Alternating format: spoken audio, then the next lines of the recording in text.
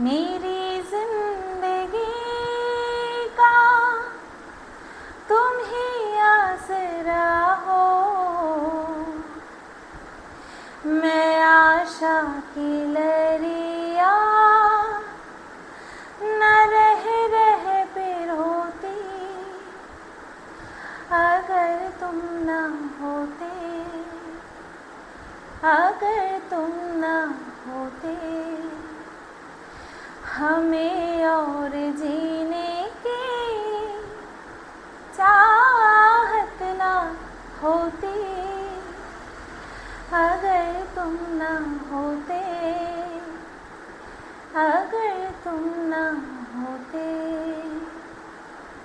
1 মিনিটের একটা পজ बनता है। আসছি। হ্যালো বন্ধুরা, কেমন আছো সবাই? আশা করছি তোমরা সবাই ভালো আছো আর আমিও ভালো আছি। ওই রকম একটা গান করার পরে, জানি না গানটা থাকবে কিনা, কিন্তু তাও বলছি যেহেতু গানটা করেছি, ওই গানটা করার পরে হঠাৎ করে কন্ট্রোভার্সির মধ্যে ঢুকে যাওয়া বেশ কিন্তু চাপের বিষয়। তার জন্য 1 মিনিট পজ নিয়ে নিজেকে একটুখানি ধাতস্থ করে তারপরে আবার ফিরে আসলাম। ভিডিও টাইটেল থাম্বনেল দেখে বুঝতেই পারছো যে মারুকে নিয়ে ভিডিও করতে এসেছি। মারুর থেকে মারুর বর আজকে বেশি হাইলাইটেড হবে, কারণ সে চেয়েছে হাইলাইট হতে, তার জন্যই তাকে হাইলাইট করা হবে। ওকে, তো চলো শুরু করি। মারুর গতকালকের ভিডিওটা নিয়ে কিন্তু এই ভিডিওটা হতে চলেছে, ঠিক আছে? মারুর আজকের ভিডিও এখনো পর্যন্ত আসেনি, তো গতকালকের ভিডিওটা নিয়েই ভিডিও করা হচ্ছে, যেখানে কিনা ভিডিও শুরুতে দেখলাম মারুর বর ভিডিও করছে, কারণ মারু কিন্তু একদম এখন ক্যামেরা হাতে নেওয়ার টাইম পাচ্ছে না। এই যে কথাটা বললাম, এটা নোট ডাউন করে রাখো, এটা নিয়ে ডিটেলসে আসছি। কেন? কারণ মারু নিজের মুখেই বলেছে যে আমি তো ক্যামেরা অন করতেই পারছি না, আমার টাইম কিন্তু বেবিকে নিয়েই কেটে যাচ্ছে, তার জন্য আমি কিন্তু ভিডিওর দিকে মানে ভিডিও করব কি সেটা সুযোগই পাচ্ছে না। বলেছে কি না বলেছে? তো এই বিষয়টাকেই ডিটেলসে আলোচনা করব। তো যাই হোক, তো শুরুতে কি দেখলাম? শুরুতে দেখলাম যে মারুর বর একদম ঘুমিয়ে টুমিয়ে চোখ মুখ ফুলিয়ে তারপরে ক্যামেরাটা হাতে নিয়েছে। আসলে বেশ কয়েকটা দিন ঘুম হয়নি, তো নতুন বাচ্চা মানে নিউ বর্ন বেবি, তার জন্য ঘুমের ব্যাঘাত তো ঘটবেই, বারুশুদ্ধ সবার ঘুমের ব্যাঘাত ঘটবে, ঠিক আছে? তো সেই কারণের জন্য একটু সুযোগ পেয়েছে, ঘুমিয়ে নিয়েছে, বেশ ভালো কথা। ঘুমিয়ে টুমিয়ে নিয়ে তারপরে আমাদেরকে দেখাচ্ছে সেই বিছানার উপরে চা, সেই বিছানার উপরেই চা। কিছুক্ষণ পরেই দেখলাম মারু বারান্দায় গিয়ে বসেছে, অর্থাৎ বারান্দায় যাতায়াত আছে মারু। তাহলে চাটা বিছানার উপরে বসে না খেয়ে বারান্দায় বসে চেয়ার টেবিলে বসে খেলে কি হবে? কিছু কি হবে? কিছু কিন্তু হবে না, ওর কোনো ক্ষতি হবে না। কিন্তু এই যে বিছানায় বসে চা বিস্কুট খাওয়া, এর কারণে কিন্তু ক্ষতি হতে পারে। বিস্কুটটা খেলে পরে বিস্কুটটা হয় খাস্তা, গুঁড়ো পড়তে পারে, পিঁপড়ে আসতে পারে, বাচ্চাটাকে কামড়াতে পারে, এগুলো কিন্তু হতেই পারে। এই কথাগুলোই যখন মারুর কমেন্ট বক্সে ভিউয়ার্সরা বলে অথবা কেউ ভিডিওর মাধ্যমে বলে, তখনই এদের গাত্রদহন শুরু হয়ে যায়, এদের গা হাত পা দাউ দাউ করে জ্বলতে থাকে। এরা তখন কি বলতে আসে? কুরুচিকর মন্তব্য, তোমরা এরকম কথা বলো না, ঠিক আছে? তোমরা এরকম কথা বলো না, এটা বলতে আসে। অথচ কথাগুলো কিন্তু এদের ভালোর জন্যই বলা হয়। অ্যাকচুয়ালি শরীর খারাপ কোনো বিষয়ই নয়। আমরা সব সময় দেখেছি ওরা খাটের উপরে বসেই চা খায়, আমি নিজেও খাটের উপরে বসে চা খাই, কিন্তু যেখানটায় বারণ আছে, যেটা করলে পরে বাচ্চার ক্ষতি হতে পারে, সেই জিনিসটা নিশ্চয়ই কেউ করবে না। কিন্তু মারুর ধারে কাজ দিয়ে, কানের ধারে পাশ দিয়ে যায় না, ঠিক আছে? নেহাতি গোয়ার টাইপের একটা মেয়ে, আর ঠিক তার হাজব্যান্ডও হয়েছে সেরকম। সেই কারণের জন্য ভালো কমেন্টগুলো যেগুলো কিনা ওদের ভালোর জন্য বলা হয়, সেগুলো ওদের কাছে কুরুচিকর মন্তব্য বা বাজে কমেন্ট সেটা বলে ওদের কাছে মনে হয়, ঠিক আছে? আচ্ছা, তারপরে দেখলাম বারান্দায় গিয়ে বসলো, দেখলাম ফল নিয়ে এসছে, লেবু নিয়ে এসছে, মোসাম্বি নিয়ে এসছে আর আপেল নিয়ে এসছে। আচ্ছা, তারপরে দেখলাম বাজার ঘাট অনেক রকমের মাছ সবজি সমস্ত কিছু নিয়ে এসছে, ঠিক আছে? তারপরে কি দেখলাম? আরেকটা বাচ্চা রয়েছে, ওই বাচ্চাটার হাতেও একটা আপেল দিয়েছে, ভাগ্যিস দিয়েছে ভাগ্যিস দিয়েছে, ভালো করেছে। এই জিনিসগুলো যদি মানুষের কথা শুনেও শেখে না, তাহলে সেটা ওদের জন্যই ভালো। তো যাই হোক, তারপরে আবার বাচ্চা কেটেছে, এখন তো ক্ষণে ক্ষণে বাচ্চা কাটবে, আবারও গেল। তারপরে কি দেখলাম? রান্নাবান্না দেখলাম। রান্নাবান্না অনেকে বলছে তুমি কাছ থেকে দেখাবে না। হ্যাঁ, যেটা দেখাবে না সেটা নিয়ে কথা হবে না, যেটা দেখাবে সেটার মধ্যে যদি কথা বলার জায়গা না থাকে সেটা নিয়েও কথা হবে না, আর যেটা দেখাবে সেটা নিয়ে যদি কথা বলার জায়গা থাকে, কথা আলবাত হবে, হবেই হবে, কারণ সোশ্যাল মিডিয়াতে রয়েছে। যদি কথা বলার জায়গা না থাকে, অযাচিতভাবে যদি মানুষ বিনা কারণে তাকে নিয়ে কথা বলে, মানুষ দেখবে না, মানুষ সেই ক্রিয়েটারকেও দেখবে না, আর মানুষ সেই কমেন্ট কর্তাকেও দুচ্ছাই করবে, ঠিক আছে? যদি জায়গা থাকে মানুষ সেখানেই কথা কিন্তু বলবে, ঠিক আছে? আচ্ছা, তারপরে এই সমস্ত জিনিস দেখাতে দেখাতে তারপরে মারু বলল ওর হাত পা ফুলে গেছিলো, সেটা এখন আস্তে আস্তে কমছে। যা হোক, ভালো কথা, এগুলো আস্তে আস্তে কমবে, ওর পেটটাও আস্তে আস্তে ধীরে ধীরে কমে যাবে। হ্যাঁ, ও যদি নিজেকে মেনটেন করে, এখন মেনটেন করার সময় না, এখন ওর মেনটেন করতে পারবেও না, এখন উচিত হবে না, এখন পেট ভর্তি করে খেতে হবে, পুষ্টিকর খাদ্য খেতে হবে, ওকে খেতে হবে। এখন ওয়েট গেইনের চিন্তা করলে হবে না, ঠিক আছে? আর সেটাও করবেও না, কোনোদিন করেনি, ও কোনোদিন করবেও না। যাই হোক, এইবার কি দেখলাম, এইবার মারুর বর বলতে বসেছে। মারুর বর বলছে, ভিডিওটা তোমরা দেখতেই পাচ্ছ যে 6 মিনিট 6.5 মিনিটের হয়েছে। হ্যাঁ, 6 মিনিট 35 সেকেন্ডের ভিডিও হয়েছে। এবার এই ভিডিওটার সঙ্গে যদি পরবর্তী ভিডিও লেন্থ যুক্ত করে দিতে যাওয়া হয়, তাহলে একটা দিন ইনকাম বন্ধ হয়ে যাবে। 30,000 ভিউজ মানে ভিডিও লেন্থ যদি সবাই পুরোপুরি দেখে থাকে, তাহলে অনেক টাকার ব্যাপার, তাই না? পম্পম, তাই তো? তা এবার পম্পম এবার জ্ঞান দিতে বসেছে। এবার চলো, পম্পমের জ্ঞান শুনে নিয়েছি আমরা, সেটারই বিশ্লেষণ হবে একদম, ওটাকে কি বলে, ডিটেলসে, কোনো রকম কোনো কার্পণ্য হবে না। তো পম্পম বলছে যে ভিডিওটা 6.5 মিনিটের হয়েছে, তা আমি কিছু বকতে আসলাম। সেটা তো আর বলতে পারে না, ওটা আমাদের বুঝে নিতে হবে। ভিডিও লেন্থ ছোট হয়েছে, তার জন্য মারুর বর এবার বকতে বসেছে। তো সেই বকার মধ্যে কি ছিল, ওই যে কমেন্ট সেকশন, ওই যে ওদেরকে বলা কিছু সাজেশন, সেই কথাগুলোই ওদের কাছে, ওদের গায়ে কাটার মতন বিঁধছে। আর সেটা বলার জন্য শিখণ্ডী হিসেবে দাঁড় করিয়েছে কাকে? মারুকে। মারুর মুড সুইংস হচ্ছে, মারুর মুড সুইংস ঠিকই হচ্ছে না। মারুর পুরো প্রেগনেন্সি জার্নি মুড সুইংসে ভর্তি। সেই মুড সুইংসের ফলে কখনো মারু কান্না করেছে, আমরা কোথা থেকে জানতে পেরেছি? আমরা কি মারুর সঙ্গে থেকেছি? না, ইনস্টাগ্রামে রিলসে, ইউটিউবে রিলসে এত মারাত্মক মুড সুইংস হয়েছে ধারণার বাইরে। সেটাকে ক্যামেরা বন্দি করেছে, সেটাকে আবার ছেড়েছে। মুড সুইংস দেখানোর জন্য নির্দিষ্ট পরিমাণে গান বেছে নিয়েছে, নির্দিষ্ট পরিমাণে কান্নামূলক গান বেছে নিয়ে সেই গানের রিলস বানিয়ে তারপরে ফুপিয়ে ফুপিয়ে কান্না করে তারপরে সেটাকে আমাদের কাছে প্রেজেন্ট করেছে। এটা হচ্ছে মুড সুইংসের আর কি জলজ্যান্ত প্রমাণ। মারুর বর মানে পম্পম আমাদেরকে বোঝাচ্ছে মুড সুইংস। আরে এখন তো আমরা কি জানি, পিরিয়ড হলে পরেও মুড সুইংস হয়, তাই না?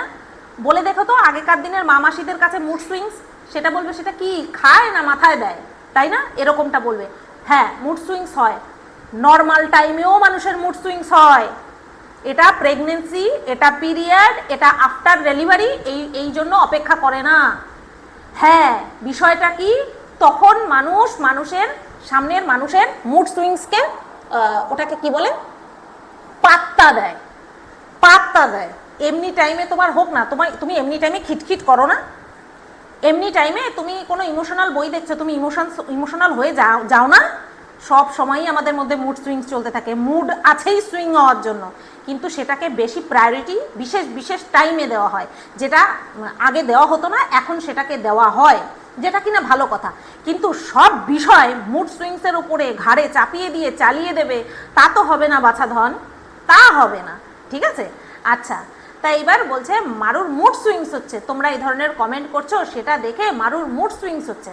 আচ্ছা, সময় পাচ্ছে যে কিনা ভিডিও এডিট করছে, সেটা কে করছে? মারু আগের দিন বলছে যে আমার বর যদি না থাকতো আমার যে কি হতো, তোমাদেরকে কি বলবো, আর দুনিয়ায় কারো কোনো মহিলার বাচ্চা হয় না।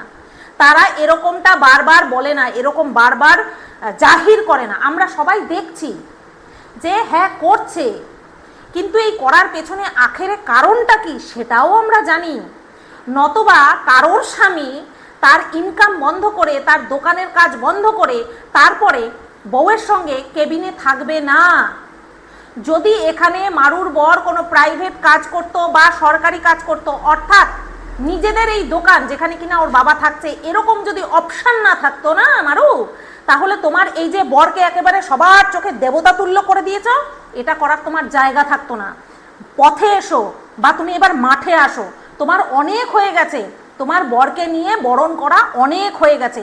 তোমার বর যদি প্রকৃত অর্থেই ভালো হতো, তোমাকে দুইবার করে কাঁদাতো না, ছেড়ে দিত না, অন্য জায়গায় ব্যস্ত থাকতো না ফোনে, ঠিক আছে? তাই একটুখানি এবার মাঠে এসো, অনেক হয়েছে, অনেক আদিক্ষেতা তোমরা করে ফেলেছো, এবার একটুখানি মাঠে এসো, ঠিক আছে? যদি তোমার বরের কাজ থাকতো, মাস গেলে একটা মায়না পেত এবং সেইখানটায় না গেলে পরে তোমার বরকে কাজ থেকে ছাঁটাই করে দিত, তাহলে তোমার বরের এইসব আদিক্ষেতা না বেরিয়ে যেত। বোঝাতে পারলাম পম্পম? বোঝাতে পারলাম? তোমার এই ভালো স্বামী শিরোপা নেওয়ার একটু পথটা থেকে একটুখানি বেরিয়ে এসো। অনেক হয়েছে, অনেক করেছো, বুঝতে পারলে? মানে যা খুশি তাই করে যাচ্ছে। হ্যাঁ, আর কিছু মানুষকে দেখে আদিক্ষেতার চরম, বাবা যত দেখছি তত রেসপেক্ট বেড়ে যাচ্ছে। কেন? কিসের জন্য রেসপেক্ট বাড়ছে? আর 5টা স্বামী ওখানটায় উপস্থিত থাকলে যা করে এও তাই করছে, তাহলে এত রেসপেক্ট বেড়ে যাওয়ার কি আছে? আমার মনে হয় যারা একে দেখে রেসপেক্ট করছে তাদের স্বামী এদেরকে ভালোই বাসে না। আমার এখন তাই মনে হচ্ছে। পম্পম যেটা করছে সেটা ওর কর্তব্যের মধ্যে পড়ে। এবার তোমাদের হাজব্যান্ড যদি তোমাদের প্রতি কর্তব্য পালন না করে, সেই ব্যাপারটা সম্পূর্ণ আলাদা। তখন কর্তব্যপরায়ণ স্বামীকে দেখলে বা স্ত্রীকে দেখলে তোমাদের মধ্যে অসুবিধা হওয়াটা খুব স্বাভাবিক, কিন্তু তাই বললে তাকে দেবতার সঙ্গে তুলনা করতে যেও না। ওর কাজকর্ম নেই, এখানটায় থাকলে পরে ভিডিও করে পয়সা উপার্জন করা হবে, তার জন্য ও থেকেছে। এটা পয়েন্ট নোট করো তোমরা। এই পয়েন্টটাকে তোমরা বারবার সরিয়ে দিচ্ছ, চোখের মধ্যে আসতেই দিচ্ছ না, ঠিক আছে? তা বলছে শোনো, মারুর বর কয়বার বলল আমার বাইরে বৃষ্টি হচ্ছে, তারপরেও আমাকে কলকাতায় যেতে হবে। কারা বলে এই কথাটা? কারা বলে? যারা কিনা প্রত্যেক দিন এই ধরনের যে প্রাকৃতিক দুর্যোগ বলো বা শারীরিক দুর্যোগ বলো, এগুলো ফেস করতে অভ্যস্ত নয়, তারাই এই ধরনের বিষয়গুলোকে হাইলাইট করবে। তার জন্য মারুর বড় করছে। আজকে আমার স্বামী, আজকে তোমাদের স্বামী বা তোমাদের সন্তান, যারা কিনা প্রত্যেক দিন একটা নির্দিষ্ট সময় মেনটেন করে কাজে যায় বা পড়াশোনা করতে যায়, তারা এরকম অজুহাত দিতে পারবে? আজকে আমি বৃষ্টি হচ্ছে তারপরেও আমি যাচ্ছি, কোনো ক্রেডিট নাই তাতে। তোমার কাজ তুমি করছো, তার ফলটাও তুমিই পাবে, সেটা জাহির করার কিছু হয়নি। আজকে আমারও বৃষ্টি পড়লেও কিন্তু আমাকে দোকানে আসতে হবে, তাই না? বাড়িতে যতদিন ছিলাম ততদিন বৃষ্টির বেশ মজা উপভোগ করেছি, কিন্তু এখন বুঝি দূর এত বৃষ্টি হচ্ছে কেন, এখন এটা বেরিয়ে যায়। তাই বলে কি আমি এটা বলবো আমি না বৃষ্টির মধ্যেও দোকানে যাই? তখন আমাকে সামনের মানুষটা কি বলবে? তাতে কি আমার কি যায় আসে তাতে? তুই তোর দোকানে যাচ্ছিস, তুই তোর কাজের জন্য যাচ্ছিস। কিন্তু এখানে মারুর বর এমন করে প্রিটেন্ড করছে বৃষ্টি হচ্ছে তারপরেও আমাকে কলকাতায় যেতে হবে, যেন কলকাতায় গিয়ে যা হবে সেটা আমরা ফলটা ভোগ করব। আশ্চর্য! হ্যাঁ, নিজেকে দেবতা সাজানো এবার বন্ধ কর, বুঝতে পারলি? বন্ধ কর। আচ্ছা, তারপরে কি বলছে? প্রথমেই বলছে বাচ্চাকে নিয়ে, অনেকেই বলছে ছয় ষষ্ঠী পালন করছো না, এই সমস্ত কথা বলছে। তখন পম্পম বলছে বাচ্চাকে নিয়ে যেই সমস্ত নিয়মকানুন পালন করার সেগুলো আমরা সবই করছি, কিন্তু ক্যামেরাতে সেগুলো দেখাচ্ছি না। এবার বুঝে নাও কেন দেখাচ্ছি না। স্লো ক্ল্যাপ তোরা ডিজার্ভ করিস, তোরা হাততালি ডিজার্ভ করিস, তোরা স্যালিউট ডিজার্ভ করিস, তাই না? কারা করছে এই ছয় ষষ্ঠীর নিয়ম? মানছি ক্যামেরাতে তোরা দেখাবি না, নাই দেখাতে পারিস, কোনো ব্যাপার না। কারা পালন করছে একটাবার বলতো, কারা পালন করলো? এই যে ছয় ষষ্ঠীর নিয়ম, এটা কি মধু আন্টি পালন করলো, মানে তোর শাশুড়ি পালন করলো? সেটা তো সম্ভব নয়, পালন করা তো সম্ভব নয়। তার জন্য পুরোহিত আসতে হবে, তাই না? পম্পম, জানিস কি কিছু? কি বলছিস? কি হিসেবে মুখ খুলছিস? জানিস কিছু যে কি প্রিটেন্ড করতে চাইছিস? মানুষকে কি ভুল বোঝাতে চাইছিস? যেটা হিন্দু সমাজের নিয়ম ছয় ষষ্ঠী পালন করা, আমি জানি না ইসলাম ধর্মে বা মুসলমানদের মধ্যে ছয় ষষ্ঠী বলে এইরকম টাইপের কোনো নিয়ম কানুন আছে কিনা, কিন্তু ছয় ষষ্ঠীর নিয়ম হিন্দু সমাজে আছে। তো এবার আবার প্রত্যেক কাস্টের মধ্যেও নেই, জানি না কোন কাস্টের মধ্যে কি আছে, বাট ছয় ষষ্ঠীর নিয়মটা কিন্তু আছে। আর সেটা পালন করার জন্য কিন্তু আয়োজন করতে হয়। সেটা কি মুসলিম পরিবারের সম্ভব? পম্পম, সেটা কি মুসলিম পরিবারের সম্ভব? তুই কাদেরকে ঘোল খাওয়াচ্ছিস? ওই বাচ্চাটাকে নিয়েও মিথ্যে কথা বলতে হচ্ছে। তোরা না বাবা মা, এইবার বলতে বসবি যেমন কিনা মারু আমাকে বলতে এসেছিল তেরে পুরে, বাচ্চাকে নিয়ে মিথ্যা কথা বলেছি, পেটে বাচ্চা নিয়ে মিথ্যে কথা বলেছি, এই কথাটা তুমি কেন বলছো? তেরে পুরে বলতে এসেছিল না? এইবার কি বলবি? ছয় ষষ্ঠীর নিয়ম কানুন নাকি সমস্তই কিছু তোরা পালন করছিস অফ ক্যামেরা। কে পালন করলো? কোথায় পালিত হলো? যে মিথ্যে কথা বলে দিলি, এটা মিথ্যে কথা বলিসনি, তোরা থেমে যা। যেটা করছিস না সেটা সম্পর্কে কিছু বলিসই না, মিথ্যে কথা বলিস না, কারণ জল জ্যান্ত মিথ্যে কথা বলছিস। একটা মুসলিম পরিবারে যেখানে কিনা একটা হিন্দু ঘরের বউ হয়েও মারু শাখা পলা সিঁদুর কিছুই পড়তে পারছে না, পড়ছে না। সেখানে বাচ্চা 6 ষষ্ঠী হয়ে গেল, সেখানে বাচ্চাকে নিয়ে সমস্ত নিয়মকানুন পালন হয়ে গেল। একে দেখে মানুষের রেসপেক্ট বেড়ে যাচ্ছে। এদের এই ধরনের আচার আচরণ দেখেও এদের প্রতি রেসপেক্টের কোনো জায়গা থাকে? আমার তো মনে হয় না। একটা হিন্দু হিসেবে এদের প্রতি কোনো রেসপেক্ট থাকা উচিত। আমাদের যে সমস্ত নিয়মকানুন, প্রথমত সেই সমস্ত নিয়মকানুন নিয়ে মারু দিনের পর দিন শুধুমাত্র কন্টেন্ট বানিয়েছে। এখন শাখার সিঁদুরটুকু পর্যন্ত পড়ছে না, যে কিনা নিজের ইচ্ছায় একটা হিন্দু ছেলেকে বিয়ে করেছে, সে শাখার সিঁদুর পর্যন্ত পড়ছে না। তাদেরকে দেখে রেসপেক্ট বাড়ছে, ওয়াও ওয়াও, তাই না? তাদেরকে দেখে রেসপেক্টও আসছে। আবার লেনাদেনা আছে নাকি? এদের যা কার্যকলাপ তাদের সঙ্গে, সেই সমস্ত কিছুর সঙ্গে রেসপেক্ট শব্দটার লেনাদেনা আছে? নেই। কিন্তু জোরপূর্বক মানুষ এদেরকে রেসপেক্ট দেখাচ্ছে, তাই না?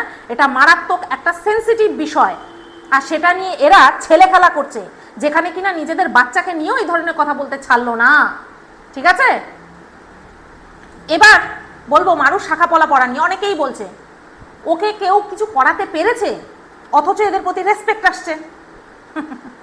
আচ্ছা, তারপরে কি বললো?